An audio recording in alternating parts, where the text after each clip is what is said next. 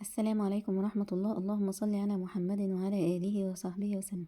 الحلوى دي مميزة جدا في ان هي بتتحضر بسرعة وبدون فرن، ومفيهاش سكر. السكر اللي فيها عبارة عن اذا كان شوية تمر او عجوة معجون تمر او شوية زبيب. نبتدي بقى في الخطوات. زي ما انتي شايفة كده، خدت كوباية الشوفان على البوتاجاز وهنزل شوية سمنة عليها وابتدي اقلب تشويح كده عشان تبقى مش رطبة، يعني الشوفان يبقى مش رطب ويبقى طعمه حلو. هطفي على البوتاجاز وبعد كده هحط عجوة.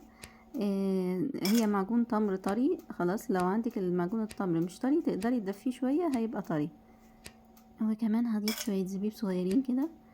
كده كمية التمر نص كوباية والزبيب 3 معالق، وهحط كمان نص كوباية حليب مكثف. ما عنديش حليب مكثف اعمل ايه؟ هنعمله في البيت. يلا هنحط 5 معالق من اللبن البودر على معلقة سمنة سايحة مش دافية، سايحة مش دافية.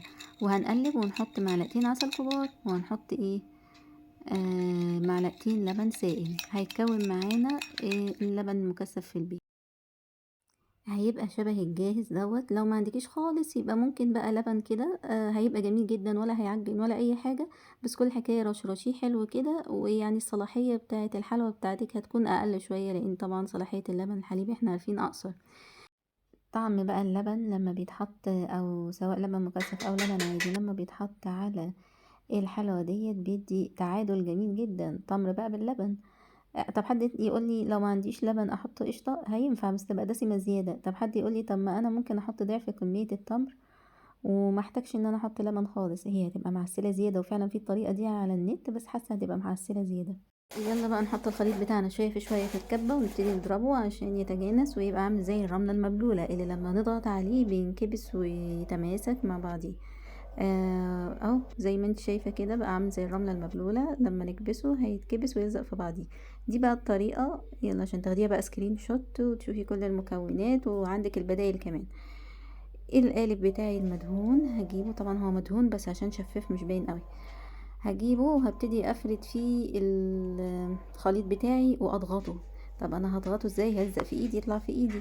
لا، انا هجيب طبق مبلول ميه واحط ايدي بالجوانتي كده وابتدي اكبس، واحط ايدي تاني في الميه وابتدي اكبس لحد ما يتساوى ويتضغط. خلاص. طب حد يقول لي انا هضغط بكوبايه هبلها زيت مثلا واضغط زي ما تحبي، اهم حاجه يتكبس ما يلزقش في ايدينا. خلاص تمام. يلا بقى على الشوكولاته. الشوكولاته الدارك بتاعتنا هي جبنا 150 جرام، وهنحط عليهم معلقتين لبن ومعلقتين زيت او سمنه.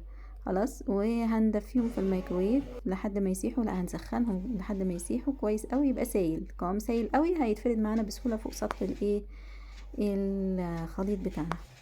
استمتعي بقى بشكل الشوكولاته بتاعك اللي حطيتي عليها اضافه اللبن والزبده عشان تبقى شوكولاته جناش شويه، مش شوكولاته ناشفه قوي. هتنساب بقى فوق السطح بتاع الخليط بتاعنا بالشكل الجميل دوت. هتفرديها طول ما تكون سايحه احسن، طول ما تتفرد احسن. خلاص ده بقى المنظر النهائي. قطعنا كده بقت بالمنظر ده. طبعا قوليلي دي عالية السعرات الحرارية. هنقول ان انتي لو قطعتيها مربعات صغيرة بحيث كل واحد يكتفي بحتة صغيرة، هيبقى القطعة فيها حوالي 180 سعر حراري. يلا بقى احفظيها في التلاجة لحد ما تتماسك اكتر، وطلعي قطعي وبالهنا والشفا مع اي كوباية شاي او قهوة.